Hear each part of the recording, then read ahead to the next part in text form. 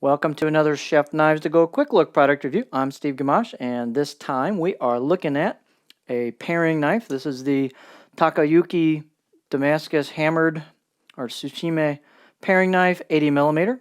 This line of knives has a core steel of VG10 stainless steel, used in a lot of different models and brands of knives. The heat treat rating is about 60 Rockwell on that core steel, and the construction is a layered stainless cladding on either side of that core steel for a sandwich, and so it's a fully stainless knife. The knife also has a tsushima or hand hammered finish to it, which is a nice aesthetic. We'll get a close-up look at that. It's well done in my opinion. The weight on the knife is 2.3 ounces, about 65 grams, and the blade length is right at 80 millimeter, just a little over 3 inches. The overall length is about 7.25 inches on this blade. And the spine thickness above the back of the blade here is about just under 2 millimeters, 1.95.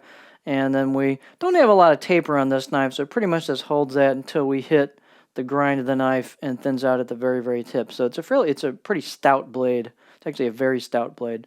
The blade height is about 21.6 millimeter on this sample, and the handle is a dyed paca wood, which is a stabilized wood handle with a partial tang. Let's get a close-up of that. It helps lighten up the weight on the back of the blade a little bit. So here is a close-up of the blade. You've got a screened kanji with Takayuki Damascus VG10 made in Japan on one side, and then just your tsushima finish with your layering showing. It's a really nice looking knife in person. It's a lot of personality to it, and it's a cool finish.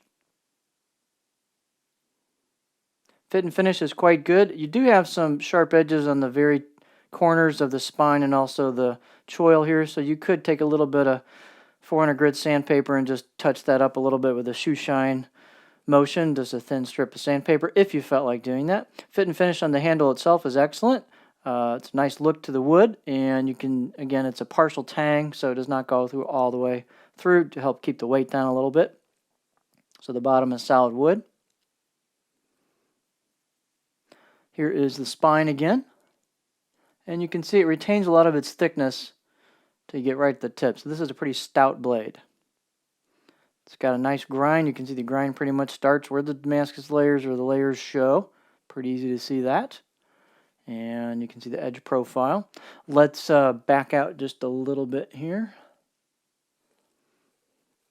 Balance point, as typical, is pretty far back. This one, the balance point's going to be right to that first rivet.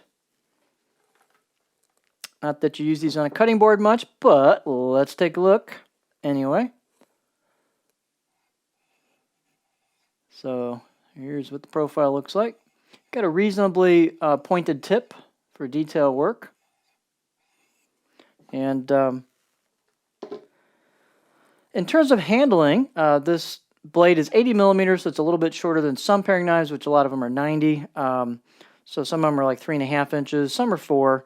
This one, you can do a variety of grips to it. It's pretty comfortable either way for pinching it on the blade itself to really choke up on the blade for some detail, precise detail work at the tip, or you can bring it back, in a variety of different grip types.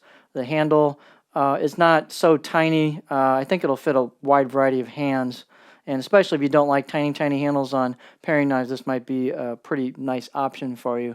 I'm going to bring in just briefly some other similar paring knives just for comparison so you can see what the differences are.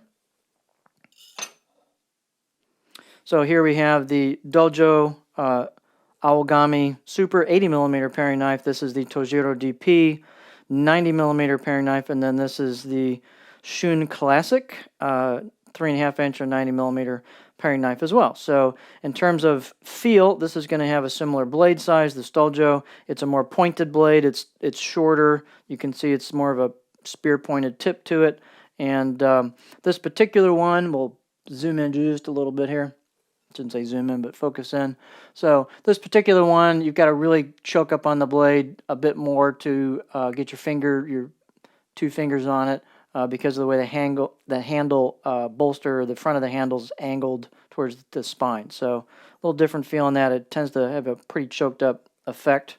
The Tojiro's got the smallest handle, and so it gives you more room. Get your fingers here. Makes it real easy to do that. This has the flattest blade profile by far of these different blades. A little bit more room also here for putting your finger in there for a little corner if you want to do that without worrying too much about catching it on a sharp heel of the blade or chin of the blade. And the other one is the Shun. It's a really nice knife. It's got a bolster that flows kind of curved into the blade, and that's what that one looks like. So that has a nice feel as well, coming into for a pinch grip right on the blade. So just a comparison, you can see the blade shapes as well. So once again, we'll pull back the Takayuki, the subject of this video. And so this one, again, fits a variety of styles, pretty versatile feel to it, a little bit meatier handle. Really nice looking knife, great knife. I did sharpen it. The out-of-the-box edge was pretty good. They don't have a lot of polish to them, but they do have quite good out-of-the-box edges, and I like the way this steel sharpens. I just wanted to do it to get a feel for the steel a little bit. So let's get these other ones out of here. So again, I like the way their VG10 sharpens up. Doesn't seem to form a lot of a burr like some VG10 can. So there you have a solid paring knife. Again, stiff, stout, really nice look to it. The Takayuki Damascus hammered paring, 80 millimeter.